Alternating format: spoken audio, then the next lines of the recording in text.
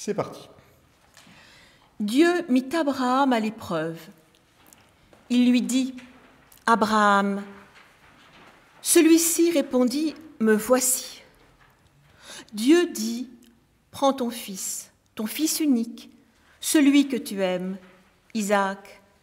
Va au pays de Moria, et là tu l'offriras en sacrifice sur la montagne que je t'indiquerai. » Abraham se leva de bon matin, sella son âne et prit avec lui 2 de ses serviteurs et son fils Isaac.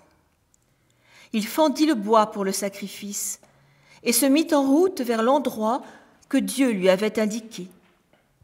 Le 3e jour, Abraham, levant les yeux, vit l'endroit de loin. Abraham dit à ses serviteurs, « Restez ici avec l'âne. Moi et l'enfant, nous irons jusque là-bas pour adorer, puis nous reviendrons vers vous. » Abraham prit le bois pour le sacrifice et le chargea sur son fils Isaac. Il prit le feu et le couteau, et tous 2 s'en allèrent ensemble. Isaac interrogea son père Abraham. « Mon père, eh bien, mon fils ?» Isaac reprit. « Voilà le feu et le bois, mais où est l'agneau pour l'holocauste ?» Abraham répondit. « Dieu saura bien trouver l'agneau pour l'holocauste, mon fils. » Et ils s'en allaient tous les 2 ensemble. Ils arrivèrent à l'endroit que Dieu avait indiqué. Abraham y éleva l'autel et disposa le bois. Puis il lia son fils Isaac et le mit sur l'autel, par-dessus le bois. Abraham étendit la main et saisit le couteau pour immoler son fils. Mais l'ange du Seigneur l'appela du haut du ciel et dit, « Abraham, Abraham !» Il répondit, « Me voici. » L'ange lui dit, « Ne porte pas la main sur l'enfant, ne lui fais aucun mal. Je sais maintenant que tu crains Dieu. Tu ne m'as pas refusé ton fils unique. » Abraham leva les yeux et vit un bélier qui s'était pris les cornes dans un buisson. Il alla prendre le bélier et l'offrit en holocauste à la place de son fils. Du ciel, l'ange du Seigneur appela une seconde fois Abraham. « Je le jure par moi-même, parole du Seigneur, parce que tu as fait cela, parce que tu ne m'as pas refusé ton fils unique, je te comblerai de bénédictions. Je rendrai ta descendance aussi nombreuse que les étoiles du ciel et que le sable du bord de la mer. Et ta descendance tiendra les places fortes de ses ennemis. Puisque tu m'as obéi, toutes les nations de la terre s'adresseront l'une à l'autre. La bénédiction par le nom de ta descendance. » Merci.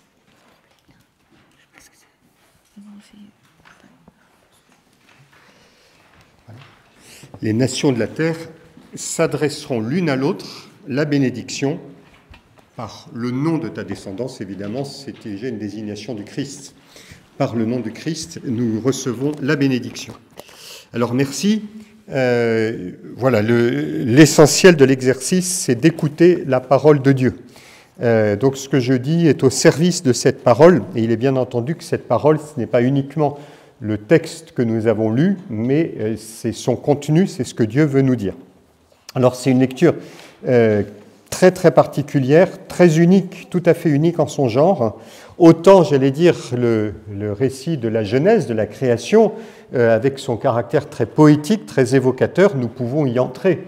Hein, quand on lit ce texte, souvent je dis, je ne l'ai pas fait ce matin, mais je fais peut-être avec des plus jeunes, je dis vous fermez les yeux et vous imaginez voilà, tout ce dont vous entendez parler. Hein. Voilà. Là, ce récit est plus rude. Hein. Ce n'est pas un récit poétique, c'est un récit qui est assez unique en son genre et qui pourtant fait partie des lectures de la Vigile pascale parce qu'il y a quelque chose qui va se nouer de très important dans cette histoire d'Abraham. hein. Je fais d'abord une présentation très très globale des choses, de l'histoire. Hein. Il faut bien se dire que la Vigile pascale, on reprend toute l'histoire du salut, rien que ça. Toute l'histoire de l'humanité, le cosmos, l'histoire des hommes. Comment tout faire tenir? Alors, ce n'est pas possible. On prend juste les articulations. La première, Dieu crée, il crée le monde. On a vu qu'il y avait lumière et ténèbres, il y a déjà quelque chose de dramatique qui se profile. Il y a l'histoire du péché, voilà, qu'on ne lit pas ce soir, hein, Adam et Ève et Caïn et Abel. Avec Abraham, Dieu va, autant le spectre au début est très large, hein, il y a le ciel, la terre, les animaux, les hommes, il y a tout. Hein, et on voit que cette histoire magnifique, qui va devenir compliquée, eh bien, elle va comme se rétrécir. Dieu va redémarrer une histoire, va donner un nouveau départ à partir d'Abraham. Abraham, c'est celui qui va ouvrir un chemin, commencer une histoire. On peut dire que l'histoire sainte, c'est vraiment, elle commence avec Abraham. Dieu a choisi un homme en disant, voilà, je vais te conduire sur une terre, et là, tu seras une source de bénédiction. Donc Abraham est une figure extrêmement attachante. Il faut y aller direct, il n'y a pas de problème. C'est, voilà, quand on y va direct, il y a de la place devant, il y a de la place, voilà. Il faut bien comprendre le rôle unique d'Abraham, absolument unique d'Abraham. Quelqu'un, progressivement, Dieu va choisir. Le propre de l'amour, ça c'est très très important, hein. Ça c'est ma longue introduction, le propre de l'amour, c'est qu'il est capable de choisir. Il est capable de dire à quelqu'un, tu as de l'importance. C'est comme ça. Pour ça que Dieu se révèle à Israël. Ça, je vous le dis à chaque prédication, mais ça me semble fondamental. Dieu a choisi Abraham par amour de toute l'humanité, mais Dieu va passer par un personnage. Il prend à revers une espèce d'esprit de jalousie et de comparaison qui fait qu'on voudrait une espèce d'égalitarisme, tout le monde pareil. S'il y en a un qui a quelque chose que les autres n'ont pas, on va dire « Ah, c'est injuste », et on fait la révolution, je ne sais pas quoi. Eh bien, Dieu, il fait exactement l'inverse. Il dit « Je te choisis, toi ». Les autres, ils disent « Mais alors nous ?» Eh bien, Dieu, il répond « Bien sûr, vous, mais vous allez être rejoints par un amour concret et non par un amour, un idéal. La Bible, ce n'est pas un idéal. La Bible, c'est une histoire singulière, concrète, avec des personnes concrètes. Et ce qui s'est passé à Abraham, ça se passera pour Israël, et ce qui s'est passé pour Israël, ça se passera pour nous. L'amour est capable de choisir. C'est fondamental. C'est un peu l'opposé, je fais un peu avec des grandes louches, voilà, un peu l'opposé de notre idéalisme occidental, des grands principes, des messages d'amour. Ça ne veut rien dire. Quelqu'un qui a des messages d'amour, pour moi, ça ne veut rien dire. Ce qui veut dire quelque chose, c'est quand quelqu'un aime concrètement une autre personne. Voilà, et c'est ce que Dieu fait avec Abraham. Donc c'est très très important de comprendre ça. Alors, si on va plus loin, enfin non, c'est ce que je viens de vous dire, par Abraham, Dieu va atteindre toutes les nations de la terre. Voilà, va où je t'indiquerai, ta descendance sera une bénédiction pour toute la terre. Donc à travers ta descendance, ça désigne Israël, ça désigne le Christ, le but, c'est toute l'humanité. Donc, vous comprenez bien qu'il y a un enjeu énorme. Abraham dit à Dieu, d'accord, tu m'as fait une promesse. La promesse, elle passera par mon fils, puis le fils de mon fils et toute ma descendance. Et le fils, il a été désiré. Toute l'histoire d'Abraham, c'est l'histoire d'un fils qui est attendu, qui est désiré. Et parmi vous, s'il y a des parents qui ont attendu un enfant, ils savent ce que c'est que voilà, la douleur de dire l'enfant n'est pas là. Voilà.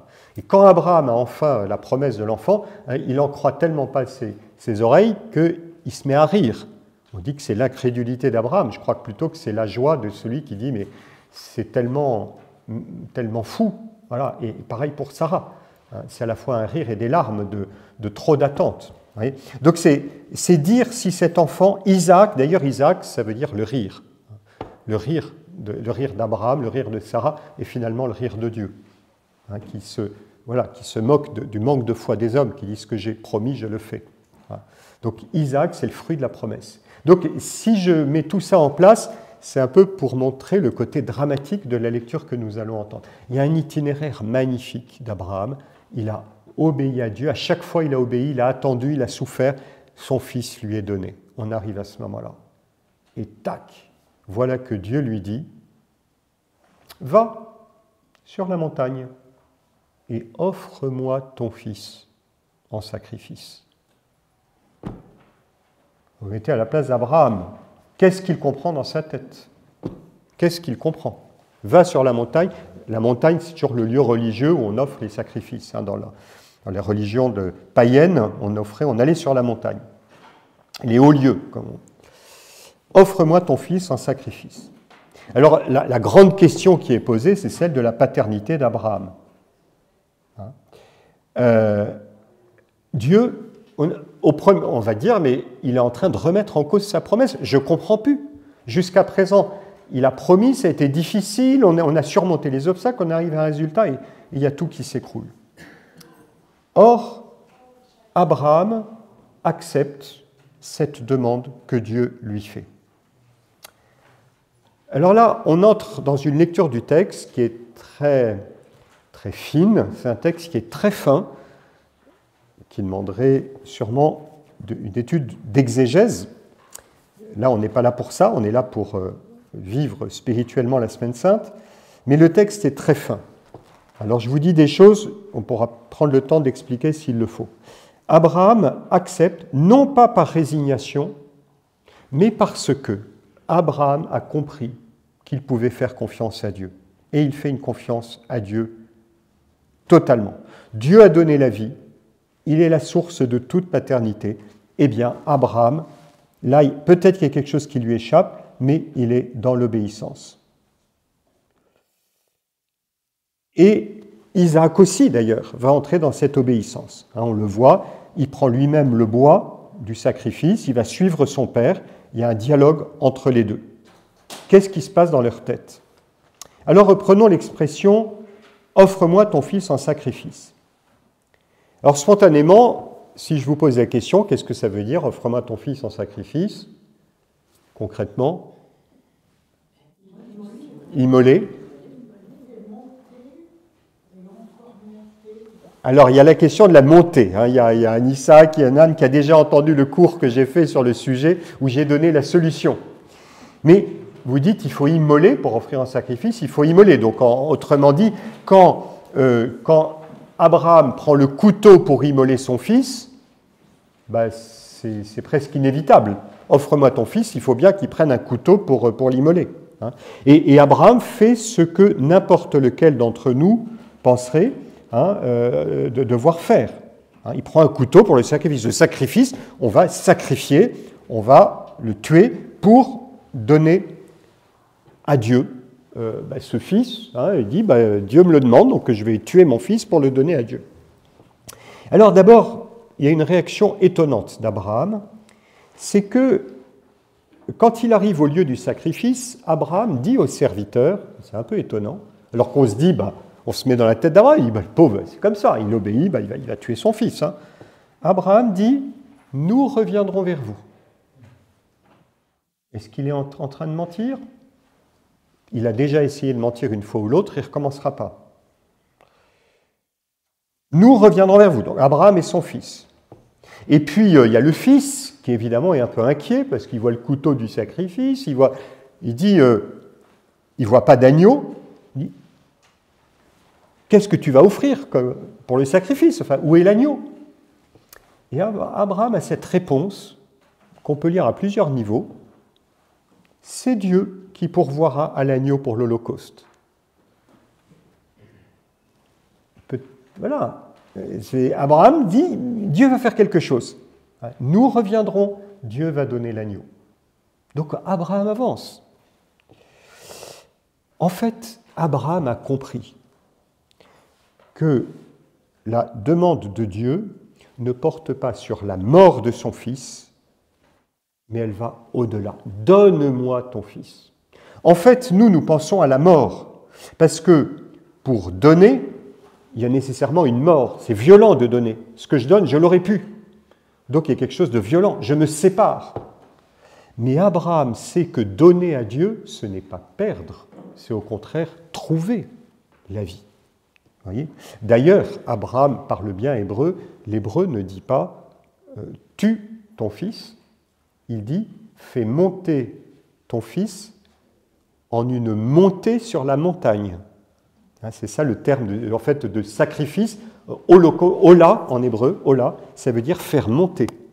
Nous, c'est parce que nous sommes marqués par le péché qu'on dit si j'offre à Dieu, c'est que tant pis pour moi, je m'écrase, je donne à Dieu, je n'existe plus, tant pis.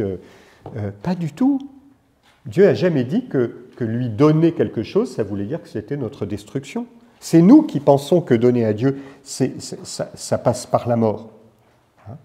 Donc Abraham, lui, il est dans cette foi. Dieu lui a donné son fils. Il lui demande de lui offrir son fils. Mais Abraham est tellement pas captateur, il est tellement dans cette obéissance confiante à Dieu qu'il dit, évidemment, comme homme, il va réagir comme tout le monde. Il dit, moi, je prends le couteau, mais je devine bien que Dieu a de la suite dans les idées. Nous reviendrons vers vous. Et Dieu pourvoira à l'agneau. Et c'est ce qui se passe. Dieu dit à Abraham, je vois que tu es allé jusqu'au bout, jusqu'à ce geste un peu extrême. Il y a l'ange qui retient le couteau, on voit ça sur les tableaux, et Abraham va finalement immoler un agneau. Donc il y a eu un acte de foi, comme le dit l'Épître aux Hébreux, une espérance finalement en la résurrection. Il savait qu'il y avait un au-delà. Ce que Dieu vise, ce n'est pas la mort. Quand Dieu me demande quelque chose, ce n'est pas la mort, c'est une vie plus haute dont Dieu seul a le secret. Et Abraham a accepté de s'en remettre à Dieu. Je cite l'Épître aux Hébreux.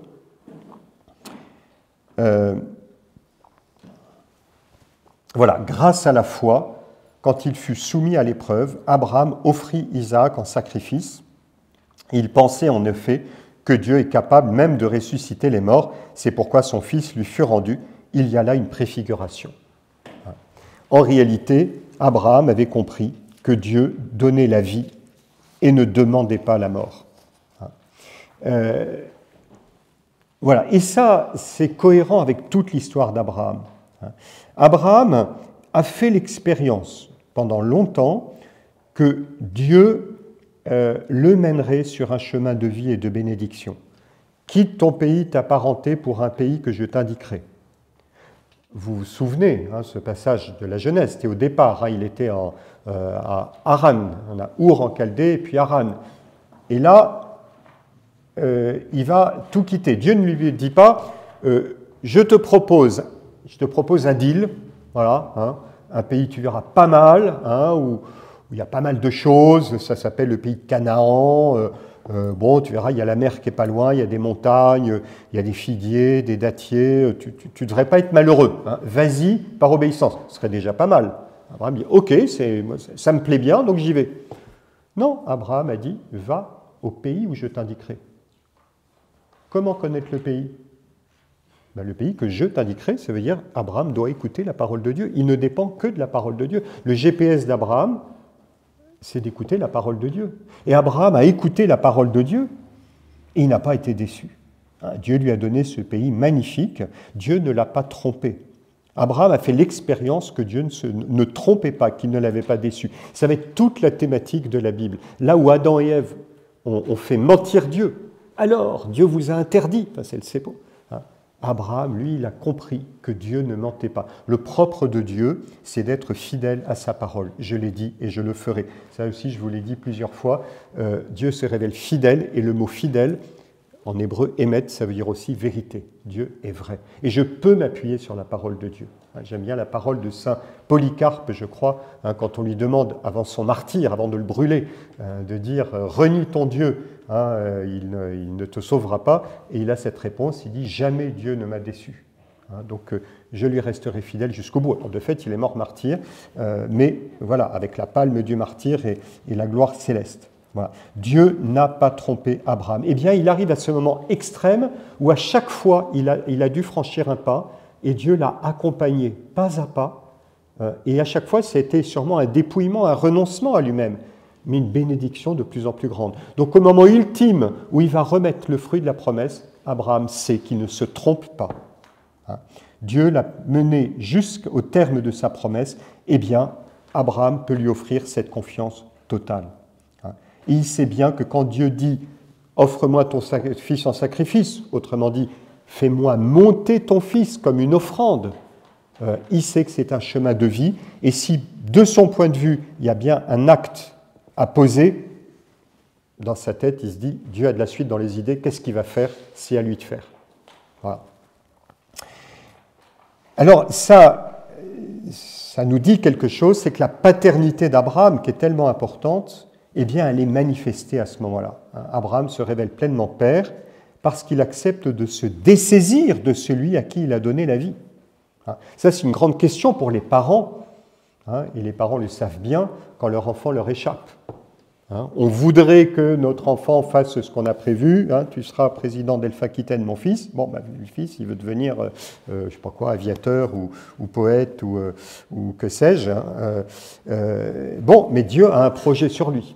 Ça, la grande révélation biblique, c'est que chacun est unique aux yeux de Dieu, et le père et la mère. Alors ça se joue dans la paternité, parce que on ne va pas réfléchir ce soir sur paternité, maternité, mais le propre de la paternité, c'est de reconnaître qu'il y a une source de la paternité et qu'un père en ce monde est un serviteur. Il s'efface devant la paternité de Dieu qui engendre chacun à cette vie nouvelle. Et chacun de nous le sait dans notre vocation. Nous savons tous ce que nous devons à nos parents. Je le dis souvent en célébrant les mariages. Les mariés, vous irez faire un gros bisou à vos parents pour leur dire merci, parce que vous ne vous rendez jamais compte de tout ce qu'ils vous ont donné. C'est vrai, je le pense. Les parents donnent et les enfants s'en rendent plus ou moins compte. Mais malgré tout, l'enfant, nous sommes tous enfants par définition, nous savons que Dieu a fait en nous quelque chose de plus profond encore que ce que nos parents pouvaient nous donner. Il y a ce que nous devons à nos parents, mais Dieu, et justement la grandeur de nos parents, le mérite de nos parents, c'est de nous avoir projetés dans la vie et de nous avoir permis de trouver cette liberté, cette autonomie, ce cœur à cœur avec Dieu, dans lequel le parent s'efface et dit maintenant c'est à toi, entre toi et Dieu que ça se joue. Mais c'est un dépouillement, et je sais que c'est difficile, plus ou moins dans les familles, mais je pense que ça l'est. Il y a un dépouillement. L'obéissance d'Abraham a été féconde, il devient le père de toutes les nations qui appartiennent à Dieu. Selon l'expression de l'oraison, vous écouterez après la lecture, il y a une oraison, on parle d'Abraham qui est devenu le père de toutes les nations, tous ceux qui appartiennent à Dieu. Il n'y a pas plus père qu'Abraham dans la Bible, parce que personne ne s'est autant à la fois donné et en même temps effacé. Avec Abraham s'ouvre enfin une histoire rendue possible. Pourquoi? Parce qu'elle est faite de confiance en la parole de Dieu. Quand il y a une confiance en la parole de Dieu, il n'y a d'histoire que s'il y a un appel de Dieu. Dieu appelle. S'il n'y a pas d'appel, s'il n'y a pas de but, eh bien, on patine. Voilà. Abraham a eu une promesse, il a accepté d'en être le serviteur. Alors, j'arrive à l'accomplissement de la promesse dans la Pâque du Christ. D'abord, un point assez rapide sur la figure de Jésus. On arrive à Jésus, comment cette lecture nous permet de comprendre ce que Jésus va faire. Alors c'est un peu différent, parce que dans le Nouveau Testament, il sera question d'Abraham dans la lettre aux Romains, mais Jésus, c'est davantage deux autres figures qu'Abraham, dont je vous ai peu parlé. On retrouve en Jésus d'abord la figure de l'agneau. Vous vous souvenez quand Abraham disait, pour offrir le sacrifice, qu'est-ce qui servira à l'Holocauste? Et Abraham avait dit, donc c'est Isaac qui avait dit ça, et Abraham avait dit, Dieu donnera l'agneau, c'est lui qui fournira l'agneau. Dieu a fourni l'agneau à Bethléem, dans la crèche. Jésus est l'agneau de Dieu. Alors dans le récit d'Abraham, c'est un bélier, voilà, parce que le bélier renvoie au Père, voilà. Le bélier était une préfiguration. Mais Abraham avait raison, Dieu pourvoira l'agneau, et Dieu nous a donné l'agneau du sacrifice, pour que soit offert le vrai sacrifice. Saint Jean, dans son évangile, présente très clairement Jésus comme l'agneau pascal. Voici l'agneau de Dieu, on le ligote au moment de Pâques, on ne lui brise pas les os comme l'agneau pascal, voilà. Eh bien, on va retrouver toute cette idée que je viens de vous développer dans le livre de la Genèse, le sacrifice de Jésus, la mort en croix, qui bien sûr se réalise dans une violence inouïe, la mort dans la passion, hein, c'est d'une violence extrême.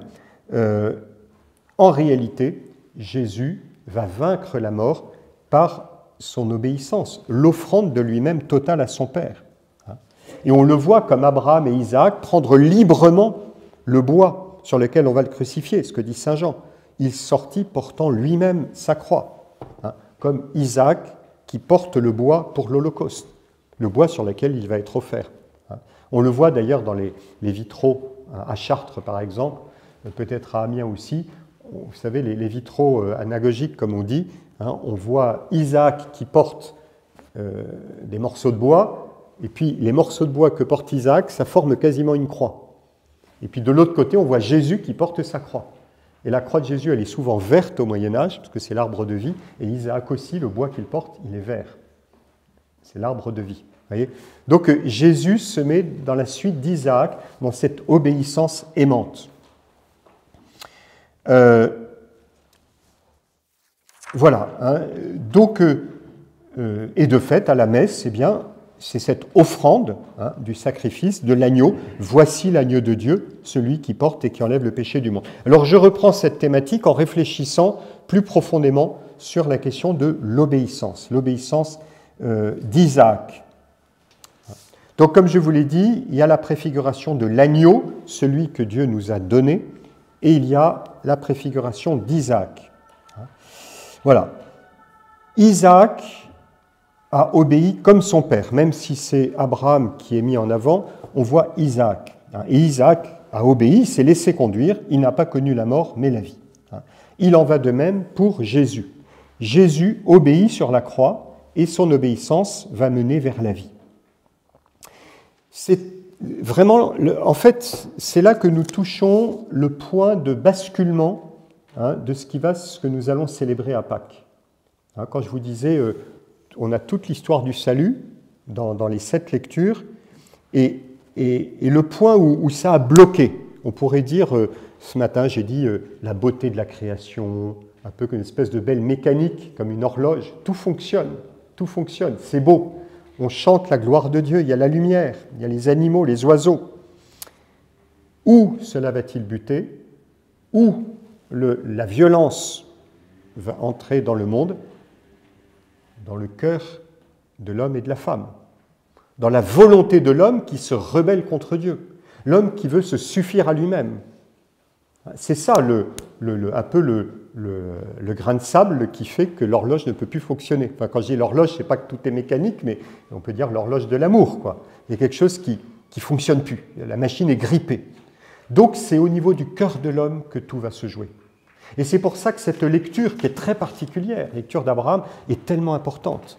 C'est qu'Abraham, enfin, un cœur qui commence à obéir, à la différence d'Adam et Ève, qui se laisse conduire. Évidemment, Abraham, tout n'est pas parfait, mais il a un itinéraire de foi qui permet à Dieu de rentrer dans notre histoire. Voyez, l'obéissance, pour nous, obéissance, c'est un mot qu'on n'aime pas parce qu'on est dans une civilisation de l'individualisme, je fais ce que je veux. Nous savons bien que c'est une vision très pauvre de la liberté. En réalité, notre vraie liberté, c'est d'accomplir le bien, c'est d'aimer. Voilà. C'est un cœur qui obéit à la vérité. Eh bien, l'obéissance d'Abraham et l'obéissance d'Isaac, eh bien, Jésus va vivre pleinement cette obéissance. Le péché de l'homme consistait à ne se porter que sur sa propre volonté, eh bien, Jésus va porter sur lui cette contradiction du cœur de l'homme, ce refus, ce repli sur soi, pour s'ouvrir à la volonté de Dieu. Il va se mettre à la place de l'homme. Nous sommes devenus esclaves de notre volonté qui se replie sur elle-même, notre égoïsme. Quand on va se confesser, je pense que chacun de nous se dit je sais pas quoi, ce mensonge, cette saleté que j'ai dite, cette mauvaise pratique, cette colère, j'aurais tellement aimé ne pas le faire. On est un peu esclave, on s'en rend compte. On aurait voulu ne pas le faire, ce qu'on appelle le regret. Donc, on voit bien qu'une sorte d'esclavage, de poids du péché, eh bien Jésus vient se mettre à notre place, pour nous aider à sortir de cet esclavage, avec un cœur qui, lui, va obéir et aimer. Il va prendre le chemin inverse de celui de l'homme en obéissant à son Père. Et ça va se jouer à un moment très important de la Passion, le moment où finalement où l'histoire humaine va basculer.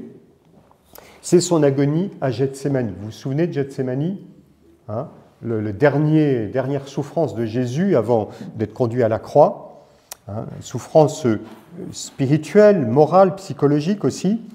Il voit devant lui l'horreur de la mort. Et très naturellement, comme n'importe qui de nous ferions, on dit « Seigneur, c'est trop pour moi, c'est trop lourd, cette souffrance, éloigne de moi cette coupe ». Dans la Bible, la coupe, c'est toute la coupe de la coupe de la colère, la coupe de la souffrance. Éloigne de moi cette coupe. Ça, c'est l'homme tel qu'il est dans sa faiblesse. Et la coupe, ça désigne l'amertume de la mort. Et Jésus ajoute aussitôt « Cependant, non pas ma volonté, mais la tienne ». Pourquoi Jésus dit-il ça ? « Cependant, non pas ma volonté, mais la tienne ». Parce que c'est comme Abraham. Il sait que le vouloir de son Père est un vouloir, une volonté de vie. Et que le Père ne veut pas la mort. Souvent on dit, Jésus à Gethsémani, il s'est soumis à la volonté du Père qui voulait qu'il y ait la mort. Ce n'est pas juste. Ce que le Père voulait, c'est que Jésus aille chercher l'humanité dans la mort. Mais la mort n'est pas un but en soi. De même que dire, Dieu n'a pas dit, tu vas tuer ton fils. Il a dit, tu vas m'offrir ton fils. Eh bien, il dit à son fils, Dieu dit à Jésus, voilà, viens chercher l'humanité, jusque dans les enfers, et il y a un passage par la mort. Donc Jésus adhère au vouloir de son Père.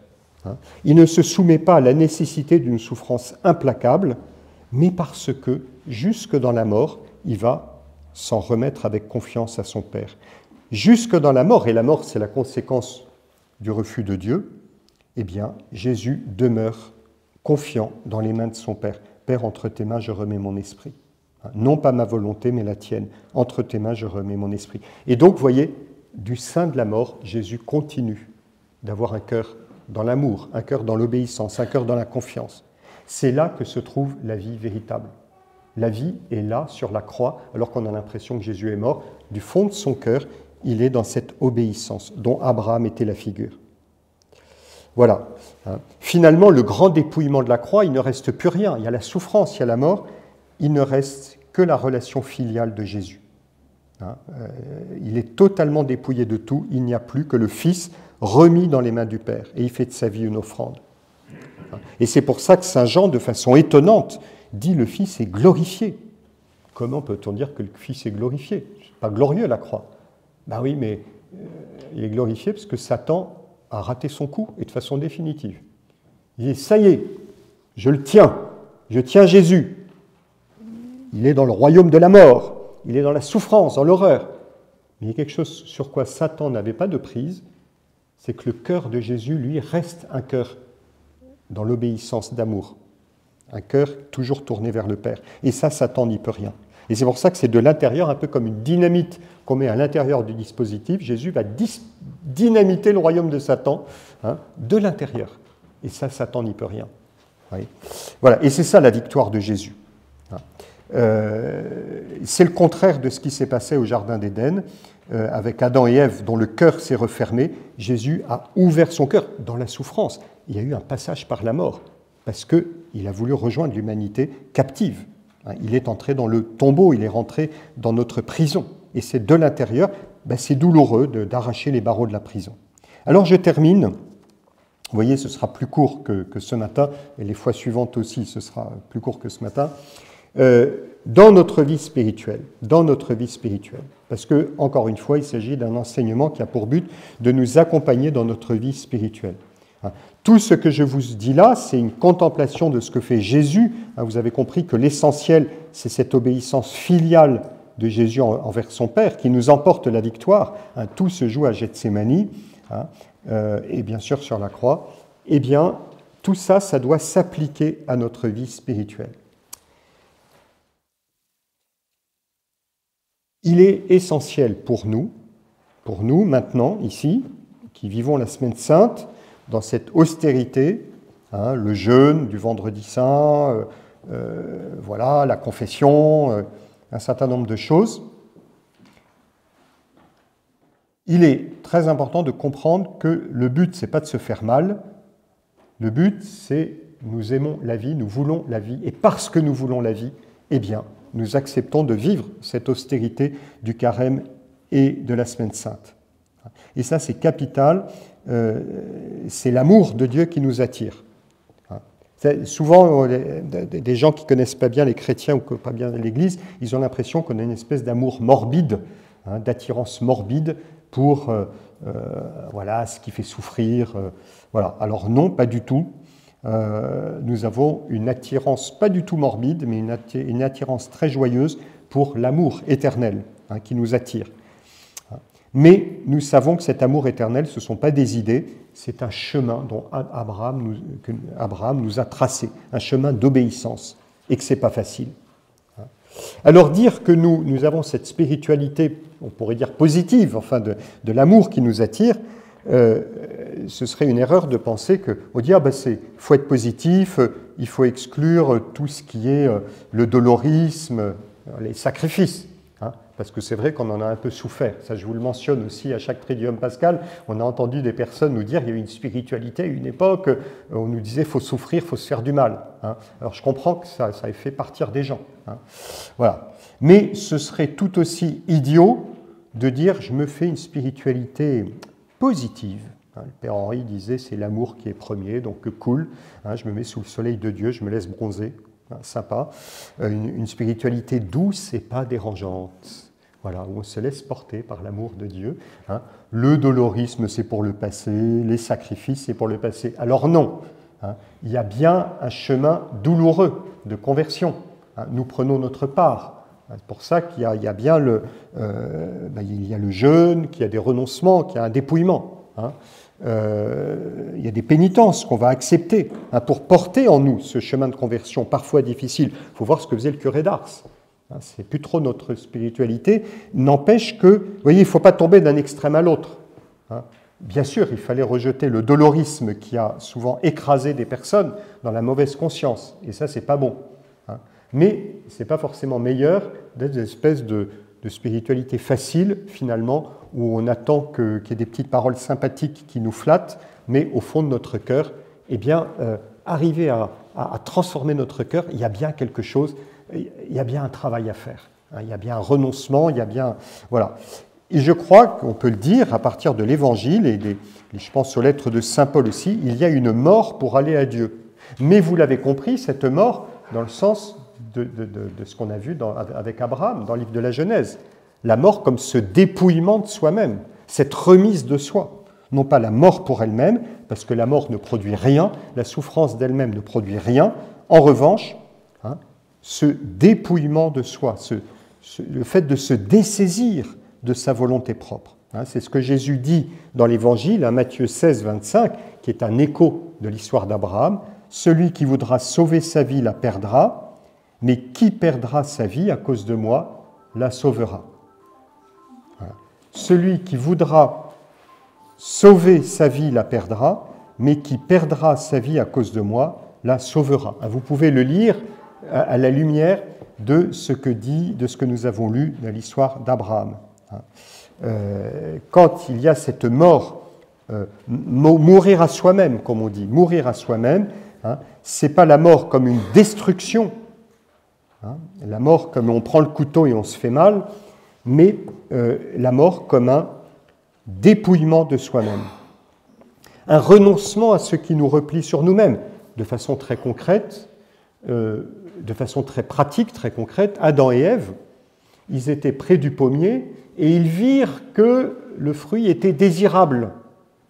Il était désirable. Alors, est-ce que je laisse parler mon désir immédiat, et dans ce cas-là, je prends, je saisis, ou est-ce que j'accepte cette mort? Vous voyez, je suis très concret, cette mort, c'est-à-dire je renonce, je ne prends pas ce fruit, j'attends, par exemple, le jour de Pâques.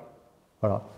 Là, on est jeudi saint, vendredi saint. Bon, je vois que le chocolat qu'on m'a offert est désirable et qu'un petit chocolat, franchement, c'est pas péché. De toute façon, l'Église est au-delà. Voilà, il faut être positif. Franchement, pas grave. De toute façon, il n'y a personne qui regarde. Puis Dieu, il est au-delà. Voilà, donc on le prend. Voilà. Et c'est le désir immédiat qui a parlé. Et c'est facile. Mais je n'ai fait que satisfaire un une volonté propre qui va m'enfermer de plus en plus. Alors le dépouillement, c'est quoi? Et on apprend ça dans l'enfance ou l'adolescence, c'est-à-dire tu vas différer le plaisir du chocolat. Tu vas attendre le goûter pour un enfant. Peut-être pour un adulte, on va peut-être attendre Pâques. Ce n'est pas du dolorisme, c'est trouver sa liberté en disant j'ordonne mes décisions à l'amour, à la charité, qui veut me conduire vers une vie plus haute. Donc il y a une certaine mort à nous-mêmes. Et ce que je dis là, je vais terminer, je vous rassure, tout de suite, mais je pense souvent à cette image que prenait, je ne sais pas quel auteur spirituel, il disait quand le bateau doit rejoindre la rive de l'Amérique, chargé de tous ces produits, de ces tonneaux, de ces... voilà, et qu'il y a une tempête, c'est les tempêtes de la vie, il vaut mieux jeter à bord certains chargements qui nous alourdissent et qui font qu'on peut couler. À la fin, le dépouillement fait qu'on arrivera, il n'y aura peut-être que la coque du bateau, on aura perdu toute la cargaison, mais on arrivera sain et sauf jusqu'au rivage. Voilà. Eh bien, ce dépouillement, c'est celui que la vie nous réserve, mais aussi que nous-mêmes nous faisons par ce renoncement, et ultimement, c'est ce dépouillement de soi-même dans l'amour. Voilà. Ne pas se mettre au centre, mais s'ouvrir au vouloir de Dieu. Ce n'est pas facile de renoncer à nous-mêmes pour nous donner à Dieu. Il peut être parfois douloureux si nous l'opérons sérieusement, mais quand il est uni au Christ, à la croix du Christ, nous savons qu'il est porteur de vie et qu'il mène au salut. Voilà, je m'arrête là. Est-ce qu'il y a une question, une chose à reprendre?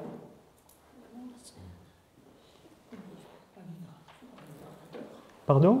J'ai dit qu'il faut revenir à 20h. Alors... Ah, parce qu'il faut revenir à 20h.